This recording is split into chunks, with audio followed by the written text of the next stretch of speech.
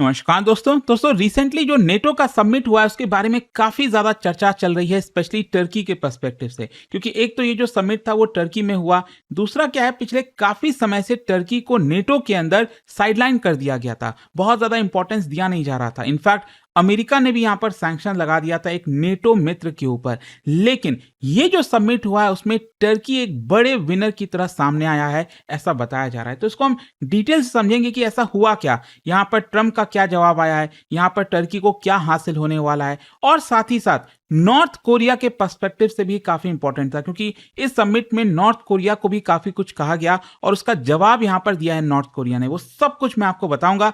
चलिए आगे बढ़ते हैं, लेकिन उससे पहले आप सबको बता दूं, स्टडी आईक्यू पर अगर आप यूपीएससी बैच लेते हो दोस्तों, अभी तक का सबसे लोएस्ट प्राइस इस पर आप अवेल कर सकते हैं। मतलब कोई भी साल की प्रिपरेशन आप कर रहे हो, यहाँ पर मेंटरशिप, टेस्ट सीरीज, रिवीजन, बहुत सारे फीचर्स हैं। अगर आपको और जानकारी चाहिए, ये फोन नंबर दिया है, इस पर कॉल करिए एंड यूज करिए कोड अंकित लाइव मैक्सिमम डिस्काउंट के लिए।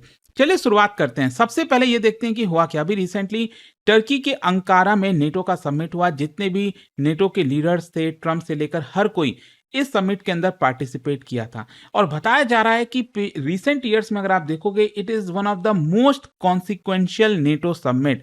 एंड ये तब हो रहा है जब इंटरनेशनल सिस्टम, अगर आप देखिए तो बहुत तेजी से ट्रांसफॉर्मेशन ले रहा है। ऑल्दो आप देखोगे जो नेटो है वो ज्यादातर यूक्रेन या फिर रशिया को लेकर ही चर्चा कर रहा था, लेकिन इसके अंदर टर्की से लेकर बहुत सारे और चीजों पर डिस्कशन हुआ। और बताया जा रहा है Turkey emerged as the biggest diplomatic winner.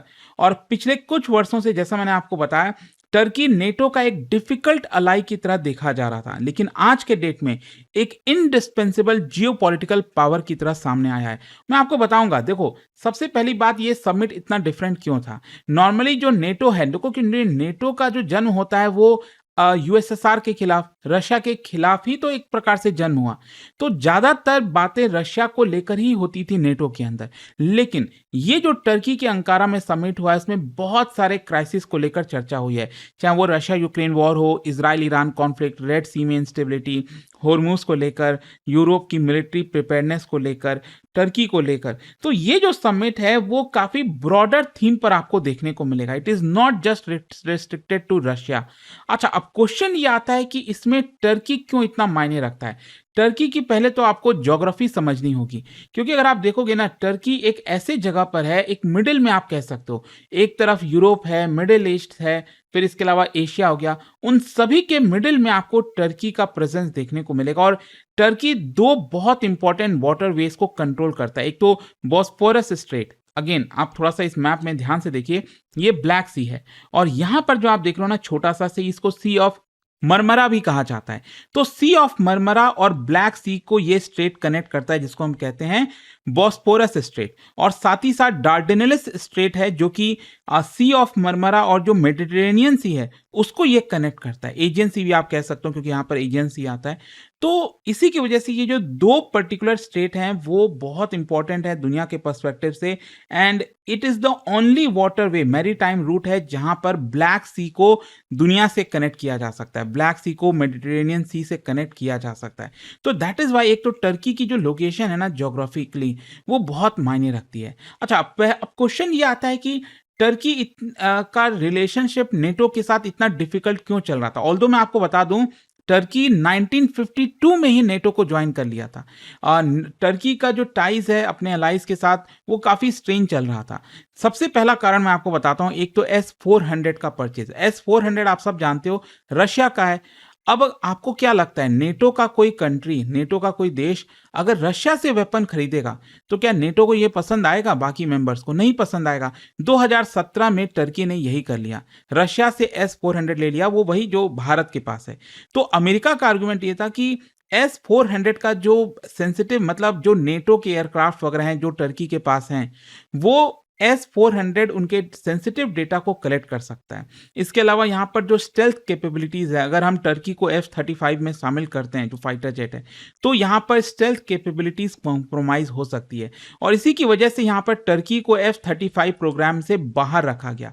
बाकी के नेटो मेंबर्स इसके अंदर इंक्लूडेड थे F-35 में, लेकिन टर्की को बाहर कर दिया गया। दूसरा, काटसा एक्ट के तहत यहाँ पर सैंक्शंस लगा दिया गया टर्की के ऊपर कि आप रशिया के साथ रिलेशन मेंटेन कर रहे हो, उससे वेपन खरीद रहे हो। जैसे भारत को भी तो धमकी दी गई थी कि भारत पर भी सैंक्शन लगेगा, ऐसा कुछ तो ऑल्दो हुआ नहीं भारत के ऊपर। फिर इसके अलावा यहाँ पर जो डिफेंस कॉपरेशन है वो बहुत तेजी से डिटोरिएट हो रहे थे टर्की का और बाकी मेंबर्स के साथ। और तो एक तो ये सबसे बड़ी प्रॉब्लम। दूसरा, सीरिया के अंदर डिस्प्यूट क्या है ना, कुर्दिश फोर्सेस के बारे में आपने सुना होगा। अब अमेरिका क्या कर रहा था, अमेरिका और नेटो सीरिया में यहाँ पर जो कुर्दिश फोर्सेस हैं उनको सपोर्ट कर रहे थे ताकि वो आईसिस को किल कर सकें। लेकिन टर्की का रिलेशन इन कुर्दिश फोर्सेस के साथ अच्छा है नहीं, सो दैट इज वाई यहाँ पर टर्की और बाकी के नेटो के मेंबर्स के बीच में प्रॉब्लम्स हो रही थी। फिर तीसरा एक और है, that is Sweden and Finland. ये दोनों चाहते थे कि नेटो का मेंबरशिप मिल जाए, क्योंकि एक तो यूक्रेन का मामला चल ही रहा है, रशिया जो है वो यूक्रेन में इन्वेड किया ये कहकर कि यूक्रेन नेटो का मेंबर बनना चाहता है। तो इसी को देखते हुए फिनलैंड एंड स्वीडन ने सोचा कि हम जल्दी से नेटो के मेंबर बन जाते हैं, कल के डेट में रशिया हमारे ऊपर अटैक कर दे। तो टर्की ने उनके डिमांड को काफी डिले कर दिया था, ऑल्दो ये ज्वाइन कर गए लेकिन बहुत डिले हुआ इसमें। टर्की का डिमांड ये था कि पहले कुर्दिश ग्रुप्स को टैकल किया जाए, पहले के जो कमिटमेंट है उसको फुलफिल किया जाए। तो दैट इज वाई टर्की का रिलेशन बहुत खराब चल रहा था। इसके अलावा टर्की अपनी इंडिपेंडेंट फॉरेन पॉलिसी अपना रहा था, रशिया के साथ भी टाइज मेंटेन कर रहा है, लीबिया और सीरिया के साथ एंगेज कर रहा है, सेंट्रल एशिया के साथ अपने रिलेशंस मजबूत कर रहा है, जो कि वेस्टर्न पावर्स को ये चीज पसंद नहीं आ रही थी। तो आई होप आप समझ रहे हो कि टर्की का रिलेशन इतना डिफिकल्ट क्यों हो गया था नेटो के साथ। अब क्वेश्चन ये है कि ये सारी चीजें अचानक से बदल कैसे गई।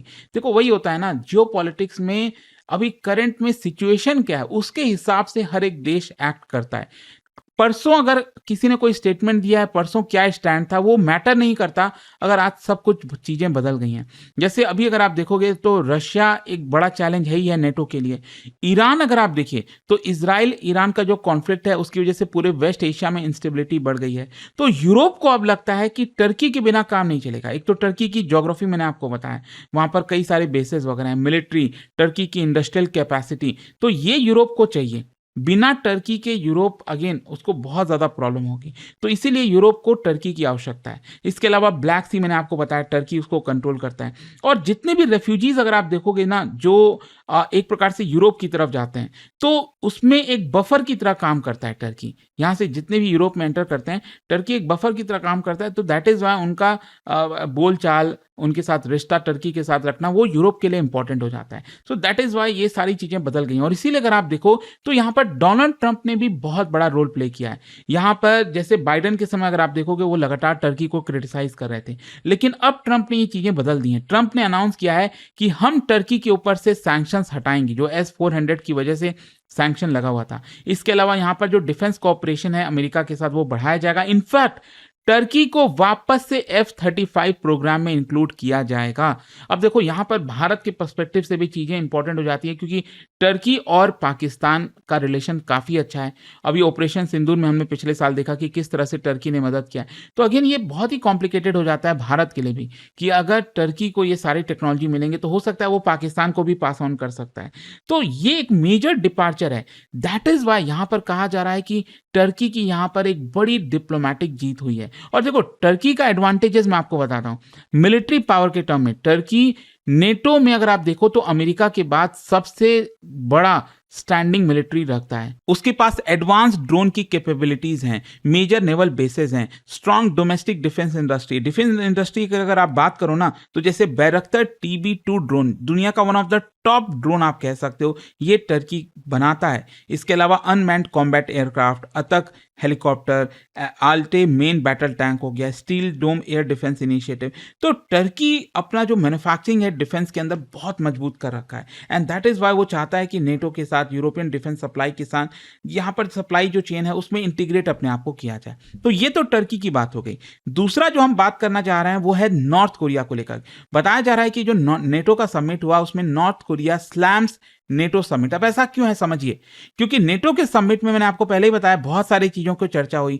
यहां पर नेटो के जो लीडर्स हैं उन्होंने नॉर्थ कोरिया को क्रिटिसाइज किया, ये डिक्लेयर किया, मतलब कंसर्न रेज किए कि नॉर्थ कोरिया अपना न्यूक्लियर प्रोग्राम जो एक्सपैंड कर रहा है वो नहीं करना चाहिए, ballistic missile development, military cooperation with Russia. तो इन सारी चीजों को लेकर कंसर्न व्यक्त किया गया है नेटो के लीडर्स के द्वारा। और यहां पर नेटो ने डिमांड किया है कि यहां पर नॉर्थ कोरिया पूरी तरह से डी न्यूक्लियराइज डीन्यूक्लियराइज हो जाए, यहाँ पर वेरीफाइबल कंप्लीट तरीके से डीन्यूक्लियराइजेशन नॉर्थ कोरिया का होना चाहिए। और नॉर्थ कोरिया को यह भी बोला गया है कि आप यूएन सिक्योरिटी काउंसिल रेजोल्यूशन उसकी पालना करिए, उसको कंप्लाई करिए। दूसरा क्या है कि यहाँ पर एक तो जो इंडो पैसिफिक पार्टनर्स हैं उनके साथ रिश्ते मजबूत करेगा नेटो, जैसे Japan, south Korea, Australia, New Zealand, cyber security में, डिफेंस टेक्नोलॉजी, मिसाइल डिफेंस में। तो चाइना और नॉर्थ कोरिया को चिंता यह है कि नेटो कहीं ना कहीं एशिया के अंदर एंटर करने की कोशिश कर रहा है। अच्छा, नॉर्थ कोरिया ने इतना स्ट्रांगली क्यों रिएक्ट किया? नॉर्थ कोरिया के फॉरेन मिनिस्टर ने कहा कि NATO is no longer merely a defence alliance. यहां पर नॉर्थ कोरिया का ऐसा मानना है कि नेटो जो है वो अपना मिलिट्री ब्लॉक एक्सपैंड कर रहा है, आर्म्स रेसेस इंक्रीज कर रहा है, कन्फ्रंटेशन चाह रहा है, एशिया पैसिफिक अफेयर्स में इंटरफेयर करने की कोशिश कर रहा है। तो नॉर्थ कोरिया का आर्गुमेंट यह है कि नेटो एक प्रकार से एशियन नेटो की तरह बनने की कोशिश कर रहा है ताकि चाइना और नॉर्थ कोरिया को कंटेन किया जाए। इनफैक्ट मैं आपको बता दूं, नॉर्थ कोरिया ने नेटो का जो बात है ना डीन्यूक्लियराइजेशन का, इसको कंप्लीटली रिजेक्ट कर दिया। इनफैक्ट नॉर्थ कोरिया का यह कहना है कि अगर आपको यहां पर डीन्यूक्लियराइजेशन करना है तो पहले खुद से शुरुआत करिए। पहले साउथ कोरिया, जापान और नेटो के जो कंट्री पार्टिसिपेट कर रहे हैं, न्यूक्लियर शेयरिंग अरेंजमेंट है, आप पहले उसको खत्म करो। आप हमसे एक्सपेक्ट कर रहे हो कि हम डीन्यूक्लियराइज हो जाएं और आप अपने पास न्यूक्लियर बॉम्ब रखना चाहते हो, ये ऐसे काम नहीं चलेगा। Why should North Korea alone disarm while US continues extending nuclear protection to other members?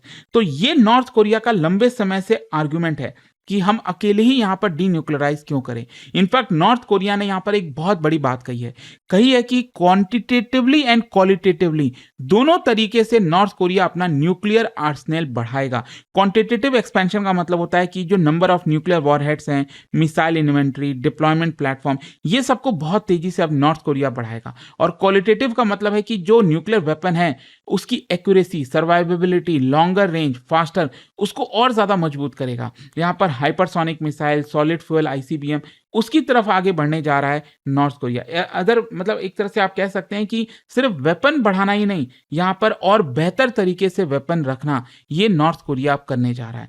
अच्छा, यहां पर आपके मन में एक सवाल आएगा कि नॉर्थ कोरिया न्यूक्लियर वेपन से इतना ऑब्सेस्ड क्यों है? देखो, नॉर्थ कोरिया एक प्रकार से न्यूक्लियर वेपन को अपने रिजीम सर्वाइवल का हिस्सा मानता है। मतलब अभी आप देखो ना, उनके लीडरशिप का यह कहना है कि इराक में क्या हुआ, सद्दाम हुसैन का जो रिजीम है वो कोलैप्स हो गया 2003 में जब यूएस लेड इन्वेजन हुआ। लीबिया में जो गद्दाफी है, उसने जब न्यूक्लियर एम्बिशन को छोड़ दिया तो अगेन उसको गद्दी से हटा दिया जाता है। अभी ईरान में आप देख ही रहे हो, न्यूक्लियर को लेकर इतना बड़ा जंग चल गया है वापस से। तो एक प्रकार से नॉर्थ कोरिया को लगता है कि जब तक उसके पास न्यूक्लियर वेपन है वो सर्वाइव कर जाएगा, तब तक अमेरिका या फिर कोई भी कंट्री उसका कुछ नहीं करेगा। जैसे ही वो न्यूक्लियर वेपन छोड़ेगा, नॉर्थ कोरिया में इन्वेजन हो जाएगा, नॉर्थ कोरिया को खत्म कर दिया जाएगा, ऐसा उनका मानना है। इनफैक्ट मैं आपको एक इंटरेस्टिंग चीज बताता हूं कि ये सारी चीजें जब नॉर्थ कोरिया ने बोला, उसके जस्ट कुछ ही देर पहले चाइना ने भी अपना सपोर्ट रीअफर्म किया नॉर्थ कोरिया के साथ। यहां पर बेसिकली जो 65th एनिवर्सरी है China north Korea treaty of friendship की, उसको लेकर एक शी जिनपिंग ने मैसेज भेजा और कहा कि चाइना का जो फ्रेंडशिप है नॉर्थ कोरिया के साथ, इट इज अनचेंज्ड डिस्पाइट इतने दशकों से काफी कुछ बदला है, इंटरनेशनल सिचुएशन बदला है, लेकिन हमारे रिलेशन बहुत अच्छे हैं। किम जोंग उन ने भी यहां पर रिस्पॉन्ड किया, कहा कि बायलैटरल रिलेशन अपने न्यू स्ट्रैटेजिक लेवल के पीक पर पहुंच चुका है। तो ये कुछ इंपॉर्टेंट डेवलपमेंट हुए हैं नेटो समिट के अंदर। आई होप आपको अच्छे से चीजें समझ में आ गई होंगी। और जाने से पहले एक बहुत ही इंटरेस्टिंग क्वेश्चन, बेसिकली यहां पर north to south in water bodies को आपको अरेंज करना है एक प्रकार से, और इसका जो राइट आंसर है आप सब जानते हैं, मेरे इंस्टाग्राम पर तो मिलेगा ही, वहां पर अगर आप नहीं, कोई बात नहीं, टेलीग्राम से ले सकते हैं इसका सही उत्तर। और दोस्तों, जैसा मैंने आपको बताया, अगर आप यूपीएससी की तैयारी कर रहे हैं, अभी बहुत लोएस्ट प्राइस पर हमारे यूपीएससी के बैच आप ले सकते हैं। मेंटरशिप, टेस्ट सीरीज, रिवीजन, सब कुछ आपको मिलेगा यहां पर। कोई अगर आपको डाउट है, प्रॉब्लम है, ये फोन नंबर दिया, इस पे कॉल करिए, यूज करिए कोड अंकित लाइव मैक्सिमम डिस्काउंट के लिए। स्टडी IQ IAS, आपका सिलेक्शन हमारा मिशन।